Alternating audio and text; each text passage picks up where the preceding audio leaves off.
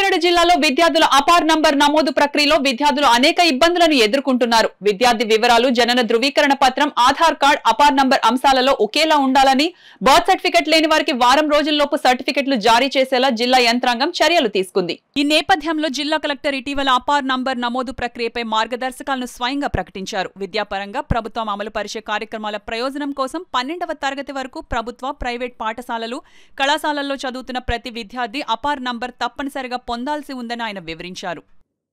చిన్నపిల్లలకి అంటే వాళ్ళ కంప్లీట్ ఎడ్యుకేషన్ సంబంధించి ప్రతి ఒక్కటి మానిటర్ చేయడం కోసం ఈ అపార్ అనేది మనం స్టార్ట్ చేయడం జరిగింది. అంటే గవర్నమెంట్ ఆఫ్ ఇండియా స్కీమ్ ఇది, గవర్నమెంట్ ఆఫ్ ఇండియా ఇనిషియేటివ్ ఇది. సో ఈ అపార్ దాంట్లో 2-3 ఇష్యూస్ నడుస్తున్నాయి. ఒకటి ఏంటంటే, ఇఫ్ యూ అండర్స్టాండ్, ఇప్పుడు నేనే ఉన్నాను, బర్త్ సర్టిఫికేట్ లేకుండా ఆధార్ తీసుకోవచ్చు. ఎందుకు? నాకు ఏదైనా టీసీ ఉన్నా టీసీ పెట్టినా ఆధార్ ఇస్తున్నారు.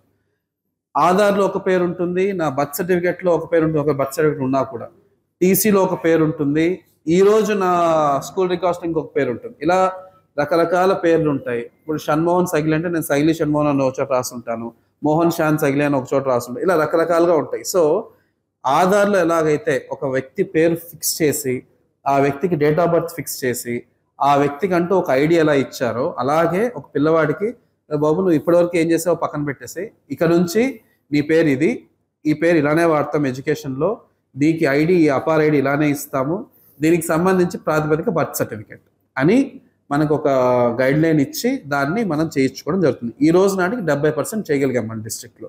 70% ఎందుకు చేయగలిగాము? ఎవరికైతే బర్త్ సర్టిఫికేట్ రెడీగా ఉన్నాయో, ఎవరికైతే ఆధార్ నెంబర్ రెడీగా ఉన్నాయో, ఆధార్లో పేర్లు అన్ని మ్యాచ్ అయినాయో, అది క్విక్గా చేయగలిగాం.